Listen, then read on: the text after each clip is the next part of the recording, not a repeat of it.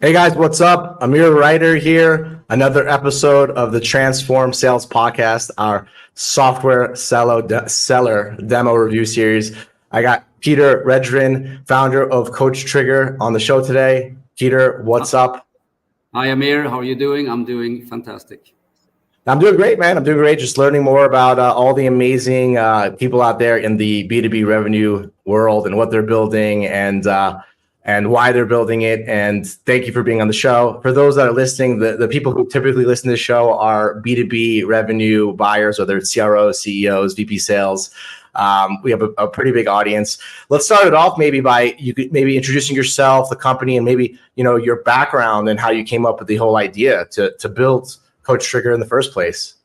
Yeah, sure. I will try to keep it short and sweet. It's a long story, but I will make it as short as I can. I'll hit the shock button if you go too long. I'll give you a little. Start to playing when I have 15 seconds left and I round it up. Joke aside. I'm originally from Sweden.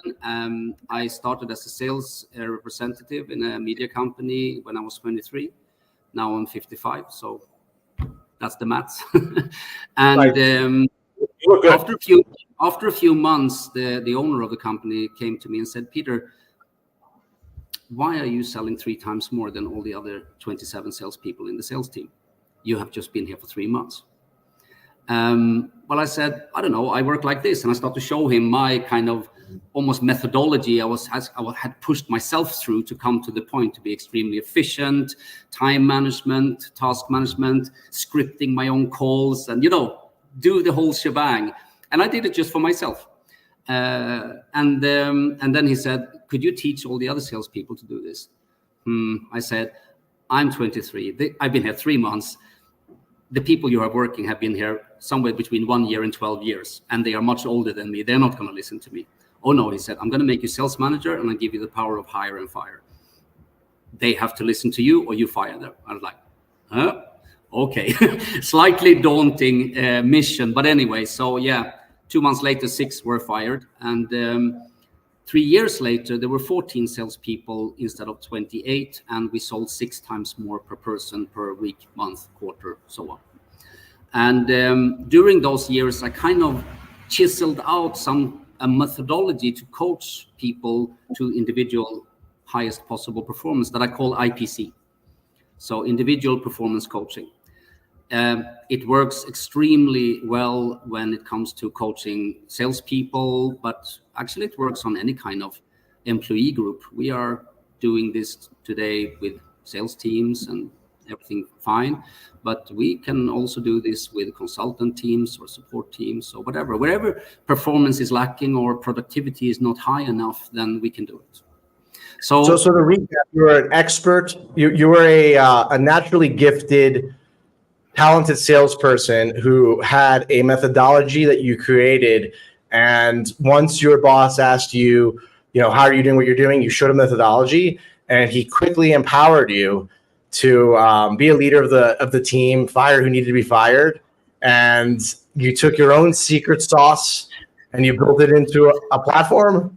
Yeah, exactly. And I think the reason why maybe I could figure out things pretty quickly is that the education I had before I started with this job was actually computer engineer.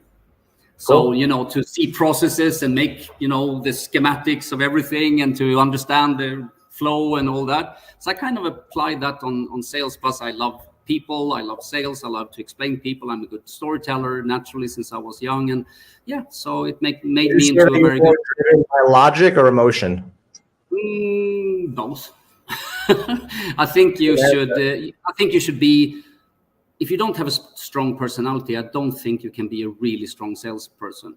I think you need to have something that kind of people notice, remember, and the ability to be personal, I think, is extremely important in general. I think it doesn't matter if you're a salesperson or if you're a manager or if you are a person just talking to somebody in a bar. If you're seriously interested of talking to people, understand who they are, listen to them and figure them out, you're always good. And if you don't have that interest or that part of the brain is not switched on or whatever, you're not going to be successful as a salesperson, at least, and probably not very successful as a manager over people either. So I think that's kind of basic stuff. And then I jumped ship 1998. just tells you how old I am, and started my first little coaching and training company with my model. And I was talking to predominantly business owners of SME companies, 20 to 200 employees maybe. And I said, this IPC model, I showed them what it is, and I can do this with your employees. So we can probably get 10, 20, 30, 40% more productivity, and they will get happier, and they will be more motivated, and they will stay longer, and blah, blah, blah, all the good effects out of that. And it turned out that I was very fully booked very quickly, and nobody had heard about it before. Yeah. I was like, okay, interesting. I have something going here. 10 years later, I had grown this company into 5 offices, 3 in Scandinavia, 1 in Berlin, 1 in London. I had over 80 full-time employed consultants in the companies running around doing the IPC model under my brand, and around 100 freelancers connected to it as well. So it became pretty large. Yeah. This was in the good old days. There were no platforms like Coach Trigger. The CRM systems were kind of getting there. And, there was just Excel spreadsheets and sending people PowerPoint presentations and PDF files. That was the only training material. There was no LMS platforms or nothing, So It was a big manual job to scale from just being myself up to that volume. And I was really proud of what we were doing. And then came the recession in 2008. The opportunity, a great opportunity for doing. Yeah, maybe for somebody, but not for me. I had a big consultant company, performance coaching, sell more, and suddenly there was nobody to sell to. Well, the story's not over yet, so we don't know how the how Coach Trigger ends, right? So depending on your execution, man, it could have been a good thing or bad thing. Well, I learned a good lesson. So the first thing that happened was that they threw us out, and then all our client companies started to throw their employees out. And I think we went out before the cleaning ladies, 100% sure. What was the lesson you learned? Yeah. So I had to put that whole company down in the beginning of 2009. There was no way. We lost over 70% of our revenues as a consultant company between September 2008 and March 2009. What was the lesson you learned from that situation? Don't take expensive offices and employ a lot of people long-term employed. That's the 2 things I learned. You cannot get rid of those 2 things very quickly without paying a lot of money for it. So that was kind of the reason why I had to put it down, because, in Sweden at the time anyway, the law said if you can see that you can't pay this thing, then you have to put the company into a controlled bankruptcy. Otherwise, you get privately responsible for the debts, which it's a good lesson. I didn't want to become that. I have a good friend who actually unfortunately took his life last year, and without any warning, he was very financially successful, but he took an office that was like $40,000 a month. And I think that part of what happened to him was that what you just said, that he took on more than he could chew. So it's people don't talk about this stuff. So it actually is a good lesson to learn. For me, it became a lifelong lesson, actually, and I have never done the same thing again.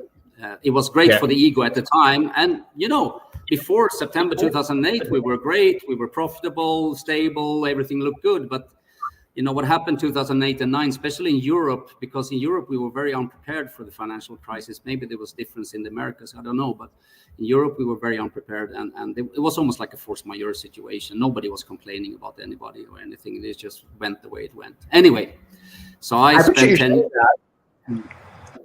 I appreciate you sharing that. That actually is a good point.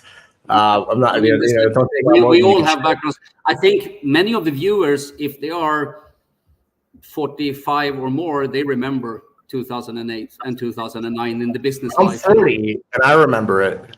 There you go.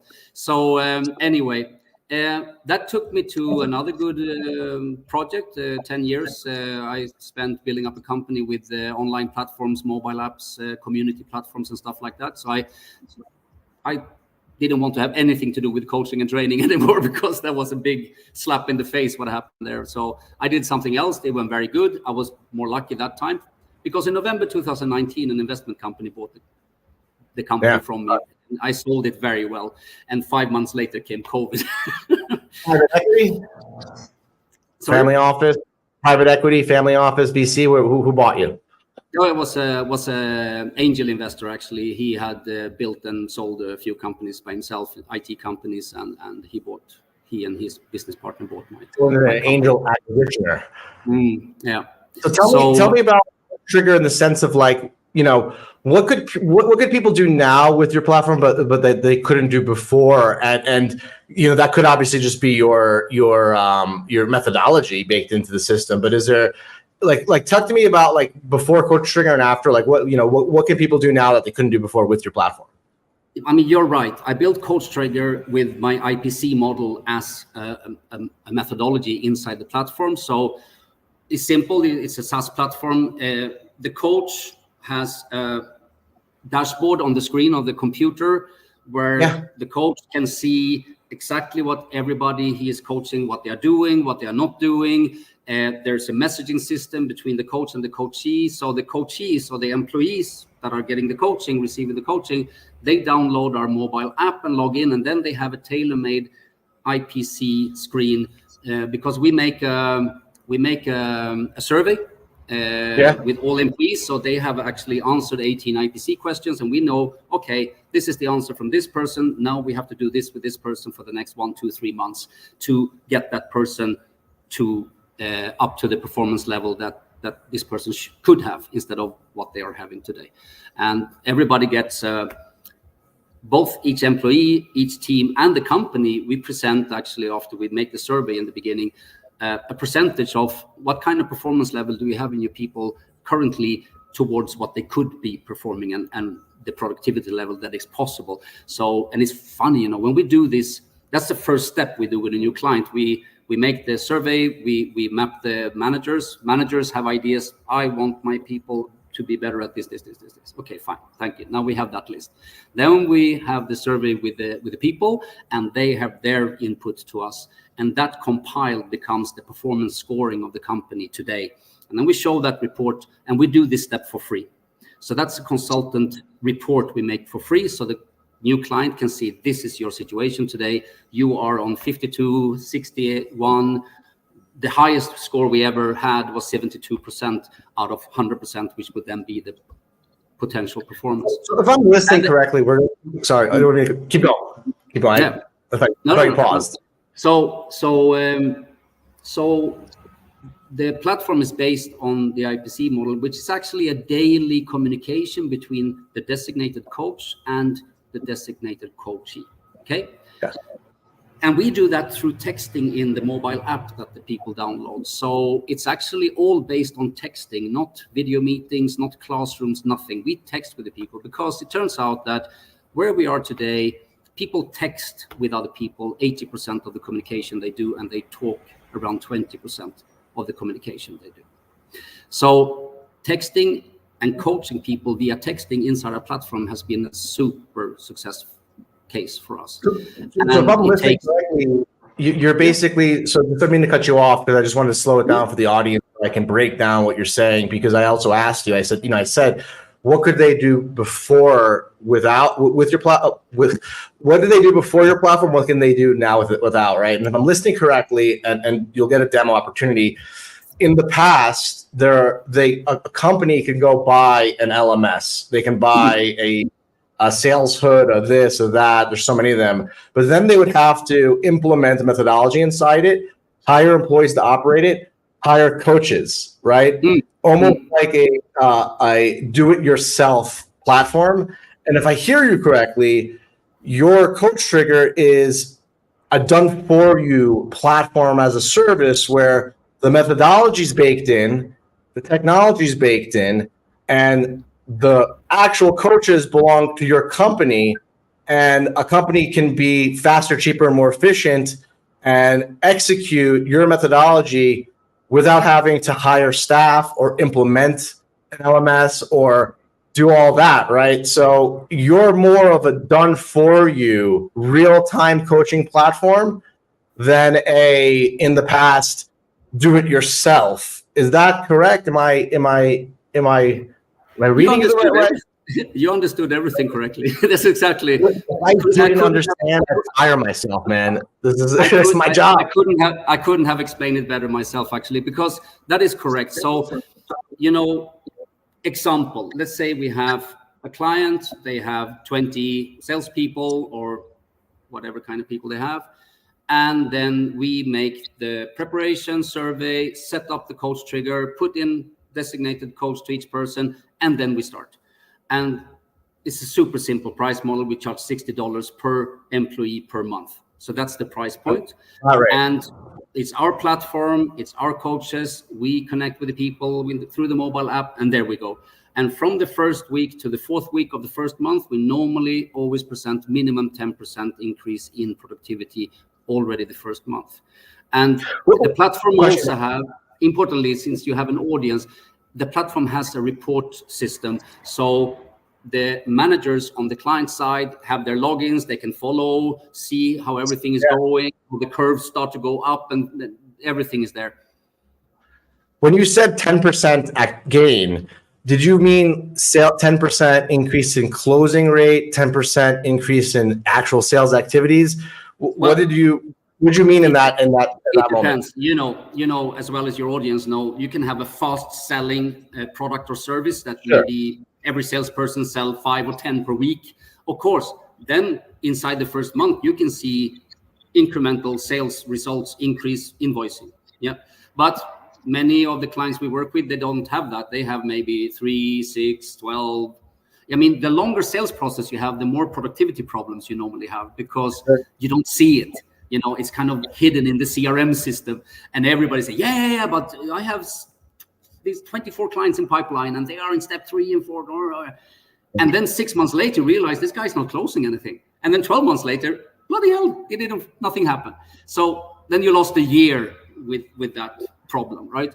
You got to get Salesforce. They just lost $42 billion last night, 16% drop. And Mark Benioff said that part of their thing they're going to do is take a deep look at their sales pipeline, which actually just meant kind of what you were saying, where they have a lot of lost opportunity. It's interesting you mentioned his name. We have a lot of very happy Salesforce using clients. They were not so happy when we came, but when we came and we fixed it, then they're happy, because we even solve with our coaches and our daily IPC coaching. We even get everybody to fill in the CRM system correctly, which is a huge problem in many companies. You know, if your staff, if they don't fill in everything they're doing, then your reports are wrong, which means your forecast is going to be wrong, and you don't know anything. Yeah, I agree. So bad input, bad outputs. Even that is something we managed to implement with this daily IPC coaching model. And we if the company can provide us with some kind of training material, we can even make sure that people go through training modules and stuff for them, you know. So because implementation of systems, routines, platforms, knowledge, everything, people throw that to normal salespeople and think that they're going to do it themselves. And we all know that's not going to happen. The guys that do it themselves end up being CEOs like you and me. Yeah, well, I mean, if you give 20 salespeople, say, go through this online thing on your own time and learn all this and implement it in your workday, please. Yeah. Talk to me about your 80-20 rule. And I know that this is going to be a hard answer to question because you want to help everybody. And it's you know, so I want you to pick the 80-20. If there's one cohort of people, an industry, a location, a product, you know, what is that 80-20 rule? And I will remind anybody listening that when I ask Peter this question, it does not imply that he can't help you if you're not in that cohort of 80-20. I'm just trying to extract that 80-20. So let me know what that looks like for you guys. What are your best clients?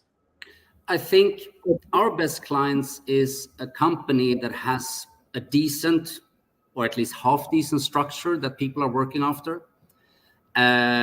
There is a management that is there and that is at least half decently active with the people, with the employees. And then we come in and we can just better that situation dramatically. If, let's say we have a client which are actually pretty good at it. They're pretty good with processes. They have done the effort of making sure that the processes are in place and people are following them and they are good management, and the management actually spends time with the people and make sure that they are motivated and so on and so forth, then we can still make 10-20% difference. But then there's some cases that even we can't fix.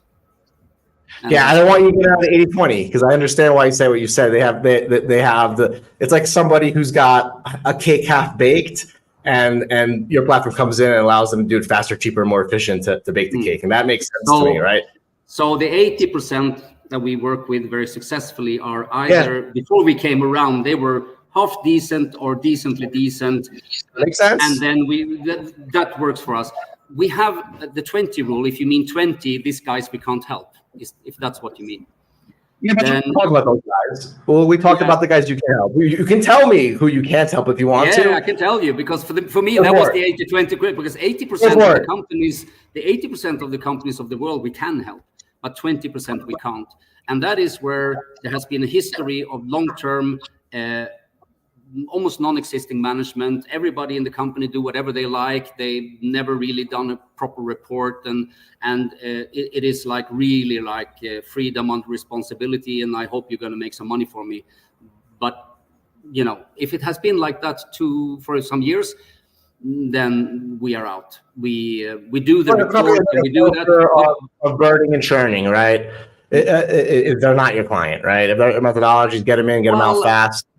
The problem is that when the owner or the manager of that company who has that situation going on for a number of years tell us and tell their people, okay, now we're going to do this with Coach Trigger, download the app and communicate with them, they just refuse.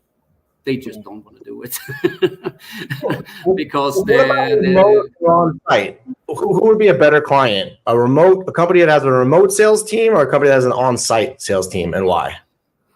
I would say for us, it doesn't matter, but the on-site sales teams sitting in an office, management is there and they run around and they talk to each other every day. They are quite good at IPC, although they never thought that this was IPC, but they do communicate daily. The manager and the salespeople are having a chat and discussing this and that. And that is actually a manual kind of IPC without the Coach Trigger platform, so to speak.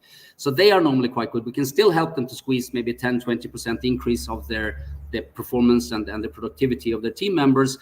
There, in those companies, we normally are quite good at making people happier at the workspace, more motivated, stay longer.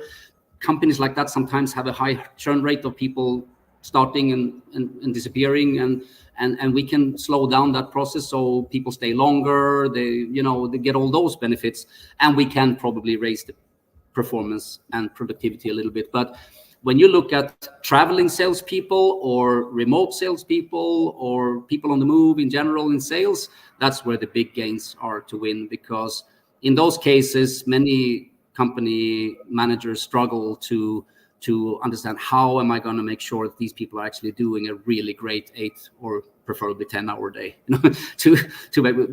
You lose the control, and that's just the way it is, and it's been like that for always. So there's nothing new. But there comes the cases where we can increase over 3 to 6 months, maybe 30, 40, 50% performance and productivity and results. So do you have a sweet spot when it comes to size? Like do you see like 20 to 100 employees, 100 to 500, 1,000? Where's that sweet spot? Go ahead. If we talk about the total number of employees in the company, if that's what we're talking about, not only the number of salespeople, then I would say that the sweetest spot is somewhere between 20 to 500 employees. Makes sense. And I think whenever I say that, there's always a given that there's a ratio of salespeople per company, right? So, maybe you have 20% in sales. I don't know what that ratio is. I should ChatGPT it. But because in those companies, the owners are still quite active, and that's when these kind of things are still, so your best fit clients are also where the owner is active with the sales team and the owner is involved. Yeah, I don't know a bit with the sales team, but at least in the company in general, there's some owner or owner group who are actually in operational activity still in the company. When you go bigger, then everything you have are different kind of employed managers in all the levels that you have. You get all of bureaucracy. And then it's a little bit like, internal politics and policies and people's managers who are maybe a little bit afraid of getting caught out, not have done so good job with their employees, and stuff like that start to come to the table, which is a bit of not a stopper, but it breaks things a little bit. And but we have the largest company we work with today is 1,200 people we are coaching. They are actually more employed, but that's the people they have set us to do the IPC coaching with. We are currently entering a process with one of the 4 largest German car manufacturers. I'm sure everybody respects that we are not allowed by NDA to say who, but there are only 4, so it's one of them. And they are 600,000 employees. So we don't mind working with larger companies. It's just that the process are very slow, and the political game behind the decisions to deploy us or not are very. Yeah, your sweet spot's our sweet spot. The companies that work best with our marketplace are 20 to 500. So it matches, right? And we have and Amir, I don't know exactly the percentage, but I'm sure that minimum 95 or more % of the companies in the world are smaller than 500 employees. So I agree. It's an enormous market. I don't mind if the large corporations don't use us, as long as those between 20 and 500 get to use what we can help them with. And I'm going to ask you. Keep going. No, I cut you off. What we are talking about, what we are doing, we are adding that profitability in the company. So that's why our concepts are less interesting the bigger the company is, because the managers we are dealing with, they don't care so much about how much the owners make in profit. But when the owners are kind of still operational around, they care if this means that the same amount of people can produce 20, 30, 40% more profit per year, I'm in. That kind of situation. Well, it definitely matters for publicly traded companies, right? So I think that's also one caveat to add. I'm going to ask you to share your screen and do a demo in 2 seconds. I'm going to ask you one last question. Yeah. How do people typically measure your success? And I'm assuming that it's an increase in an efficiency in sales metrics, but is there like something that is a common ground where this is how we're measured on success? Well, I think that's very individual how companies reason. Is it the activities we are focusing on? Because we know that if everybody has a high volume of activities and a good conversion rate, the money will come. Or if it's, like I said, if it's a little bit more fast moving business, then of course they are very focused on weekly, monthly reporting, and they can react on somebody's not selling as much as they like in the space of a week. Is there any pattern you've seen on the averages, like of the 500 clients? This happens to be like just they typically measure success on like increased close rate or shortened sales cycle, and it doesn't have to be an answer. I'm just trying to pry for one. Don't feel like there has to be one.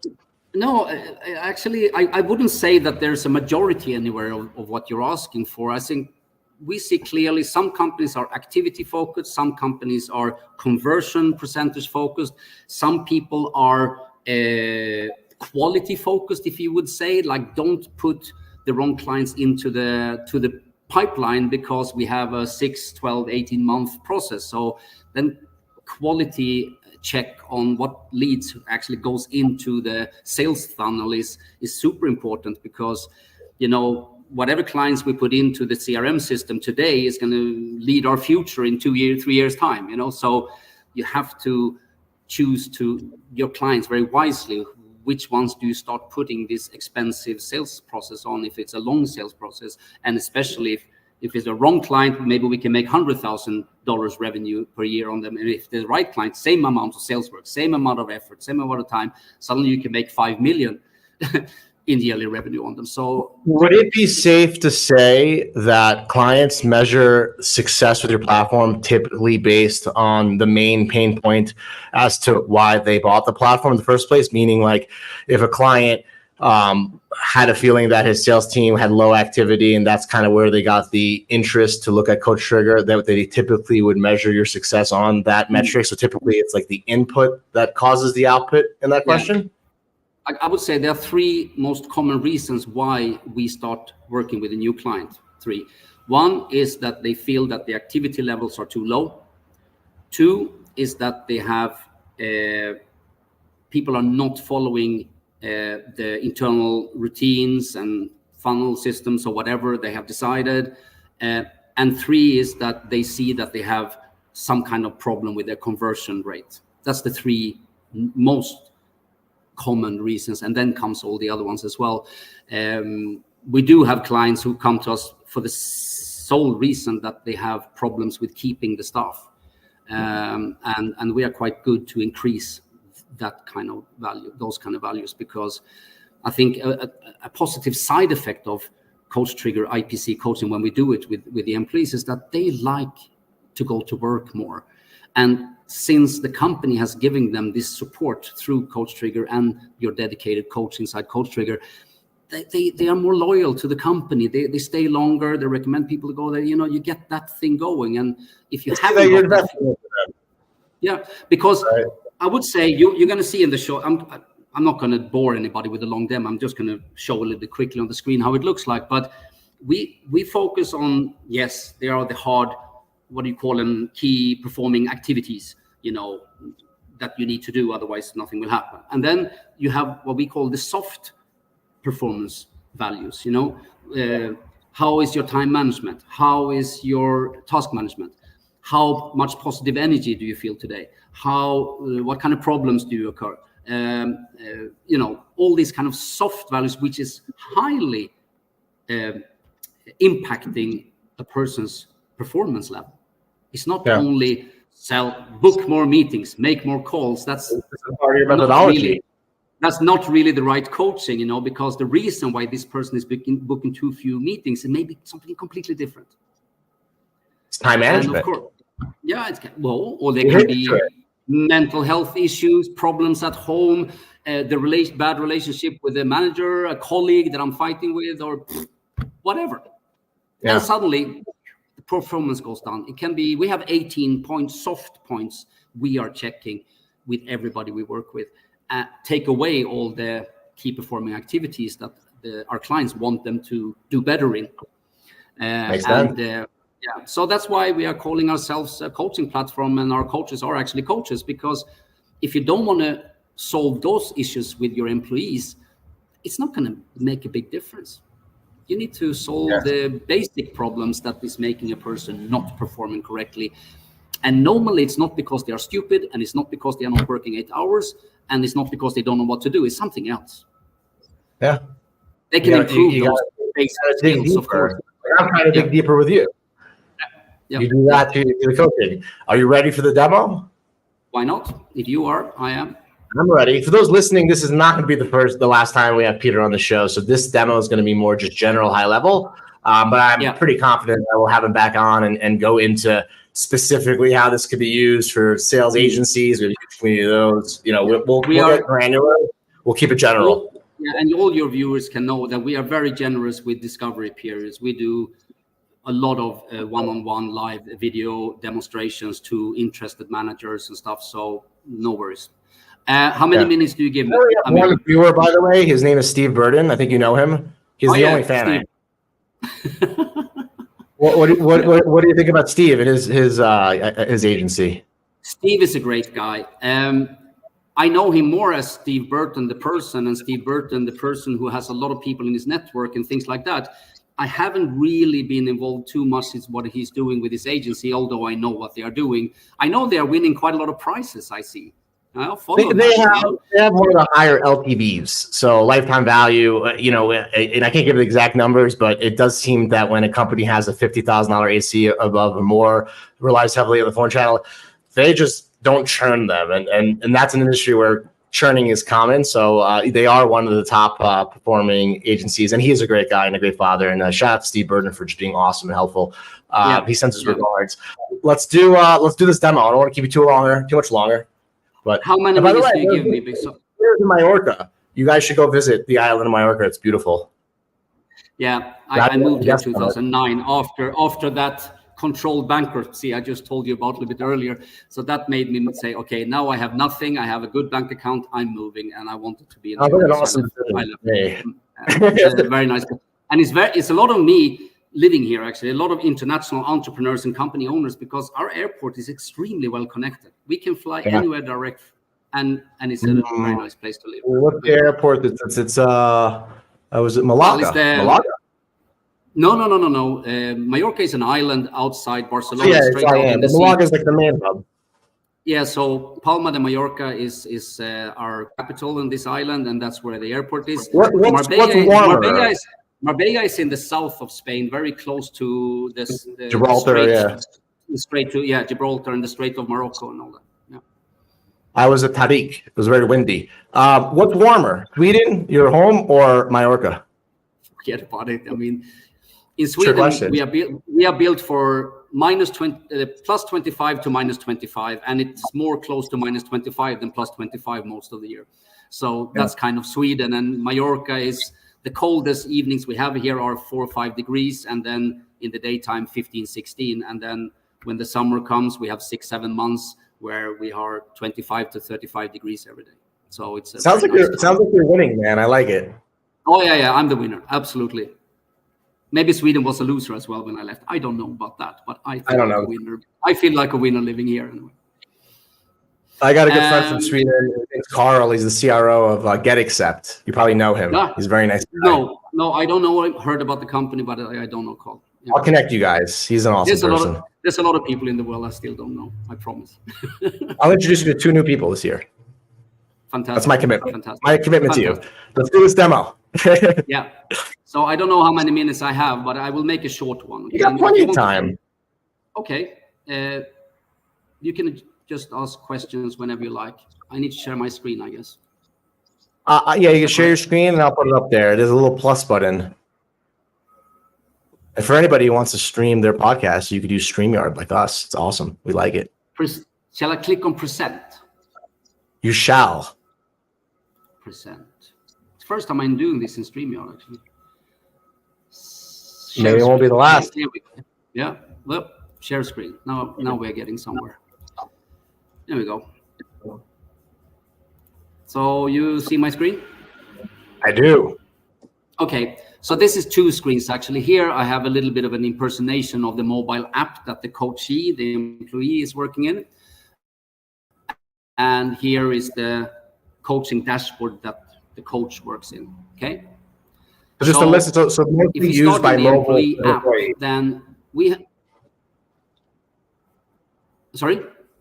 The app, the actual employee being coached uses the mobile mostly, right? Yeah. That's what you're saying? Yeah. So this is we have a mobile app in both the stores. So you, depending on if you have an Android and iOS, you download the Coach Trigger user app, and then we give you a login, and then you log in, and there is your tailor-made screen. So everybody have a tailor-made screen with 1 activity log and 1 question field. And this is how we create a tailor-made situation for each person individually we are coaching. So these screens never look the same, hardly.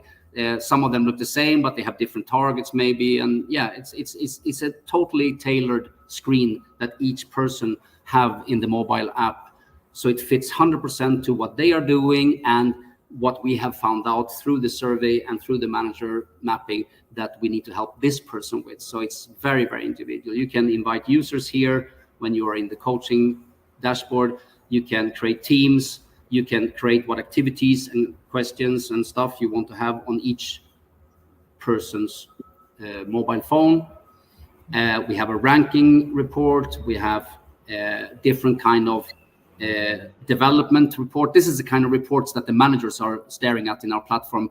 Here you can see one person's development curve, for instance, and you can do this by person or by team. So you can actually see 5 or 10 or 20 people's curves and compare how their development curve looks like. So this is the kind of reports we give to the managers that we are working with. And then the employees, then they fill in a summary end of day.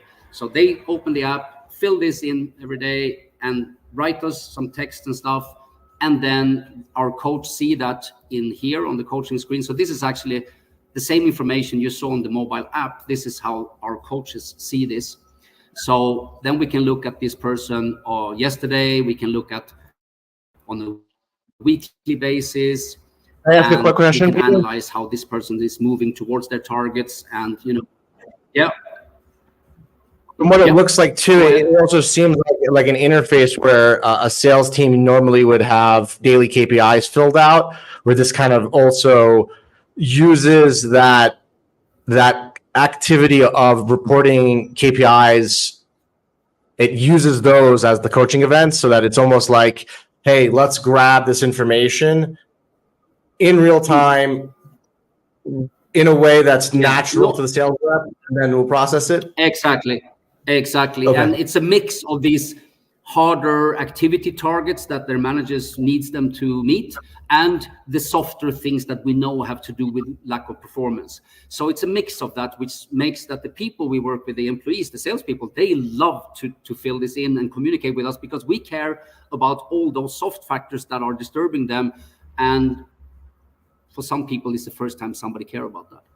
Yeah. And everybody, as you can see here, have their average performance. So this is actually a barometer on all the targets on what they are reporting to us. So this is actually the general performance of this person right now. And this report that I showed you here, for instance, to the managers, this is actually based on that. So this actually, you can see when a person is having down or up or stable situation with their performance, and in what kind of percentage. In this case, you can see that Patrick has 81% performance, which is not bad. It is not top, but hell, that's not bad. And so we are working a lot on focusing on all these different details that creates the overall super performance, which you don't see in the 90%, 91% towards target achieved or more or better. Red falling behind, yellow in the middle. So it's very easy for us and for the people who are working with us to see where they are. So look at here, this is actually the salesperson screen, and they can actually see, wow, I met my target on booked meetings. I have an issue that many of my meetings get canceled, so I have too few meetings, right? And then it's red and it says 40% here towards the weekly target.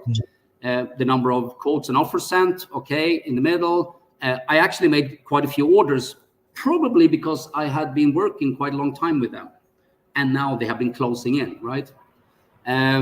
Administration hours is a big problem in many sales forces, that for some reason there's too much admin time getting lost instead of client time. We measure that. Positive energy level is a super important thing for us to measure the whole time. You can just imagine, we are asking always, the question is, every day, between 1 and 10, how do you feel today? 9, 10 is where we want them to be. And if they're lower, directly our coaches react and say, okay, what happened yesterday? Why were you a 5 or a 6 or 7 yesterday? And people are very quick to answer why. And then we try to help them solve whatever issues they are taking down their positive energy level. Because we all know, if we don't have 9 or 10 on the positive level scale salespeople, they are going to be lower performing than what they should be. That's the end of that story, you know. So, and we can involve whatever kind of things here in these logs and in the communication between us and then.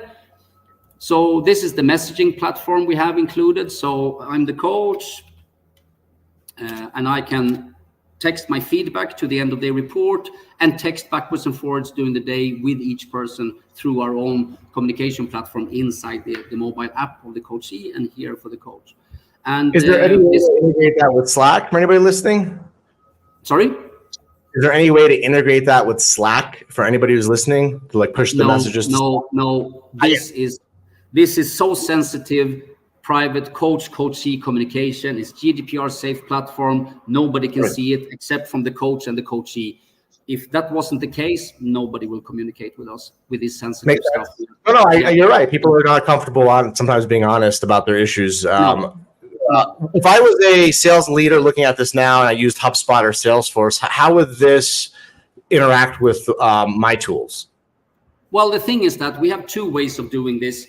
Normally, we work standalone. So the mobile app of Coach Trigger is in the phone of the salesperson. They do their daily doings in their platforms that the company has told them to work in, and we communicate with them here. So it's totally separate. So we are focusing on performance and get the performance up. CRM systems is where people are logging what they do with the client and texting and whatever was said on that meeting and pushing people through pipelines and stuff like that. But we are 100% focused on this. Now, we have just installed an AI-based platform. So now we can connect to any of these CRM systems. We cannot take the data from it, but we can show statistics from a client's CRM system inside Coach Trigger, because it is important to make sure that the people are filling in the platform correctly with their activities, right? And if they don't do that, which is actually normally the case, most salespeople are trying to fill in as little as possible in the CRM system. I think we all know that. But then they get a big problem for the company and the management of the company, because there are clients in different stages and it's not correct. People have not updated where the client is in the process or what they have done with them or whatever. People quit and somebody new comes in, and how do you take over 100 clients if the previous salesperson did not fill in and update everything correctly, right? And then also the reports from the CRM system. The most CRM system have good reports platforms, so they don't need to connect with us to get better reports, even if that's what we can do.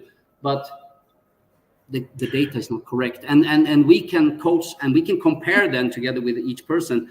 Are they filling in everything? If they're not, we make sure they do, because then that data shows in Coach Trigger and it's collected from the CRM system. We don't take client data and sensitive data, just so anybody understands that. Yeah. But we do see the statistics. Instead of people filling in manually what they have been doing during the day, again, in Coach Trigger, it comes automatically from the CRM system. And then we can see, and then people say, oh, but that's not correct. Well, then go back to the CRM system and fill it in. Oh, okay. And then they do that. And, oh, now it's correct. Yeah, exactly. Thank you. You know? Yeah, I mean, it makes sense to me. And I definitely like the fact that it's... Yeah. So we have that. We didn't have that until, it was just over a month ago. We can actually connect through the platform we installed in our server, so we can actually connect to all. I have never been software platform that does not continuously evolve. So I'm sure I talk to you in a year from now, it might push some stuff to HubSpot or Salesforce. But right now, I completely understand what you're getting in. It's a very focused platform, and it's got sensitive information, and it's not meant to track deals. It's meant to coach the sales activities you're looking to close the gap on, which makes sense. Yeah, it's almost like what people are working with and filling in CRM system goes from left to right in an Excel, and what we are doing, we are going from bottom and up in that work, so it is a little bit different. But anyway, and then we have a course editor, so you can make, it's like we have our own LMS platform inside here, so you can and then follows your methodology, correct? Yeah, so here you can actually create the same kind of course and training modules as you can in Kajabi or whatever LMS system is doing this. Our clients let us put all their training material here, then we can present it as training material in the mobile apps to the people we are coaching and training, make sure they do it, because then they are connected to the student monitor button here, and we can then see which one of the people in the company has done what training and did they fail or pass the test, and we can make sure they do it until they pass the test, right? So that gives us as coaches a situation where we can actually help the company pushing through training, product knowledge, or how to work with this CRM system, whatever it is. If there is some kind of good training modules that we can put in here, and we can then push it towards the people we are coaching, and then we can make sure that they take that information, learn it, and actually apply it in their daily workday. Yeah. Doing actually, if you all makes sense.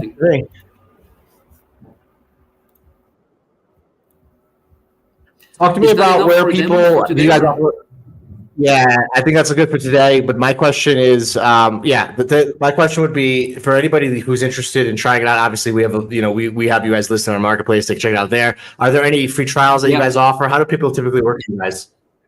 Absolutely. I told you we have very, very generous discovery periods, which is free of charge. So you get demos. We can do the mapping of the manager's opinions, what needs to become better in the company. We can do the survey, and we can do the whole report of all that. And we do all that for free, and we show them how we have set up the platform, and the client don't have to pay $1 for that.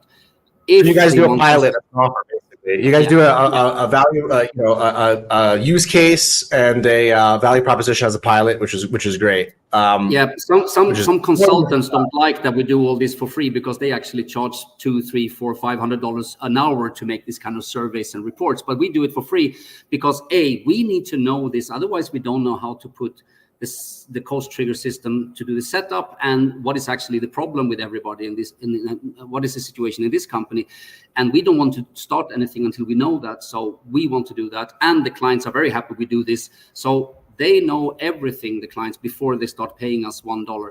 And then if they want us to start doing it, then it costs $60 per person per month.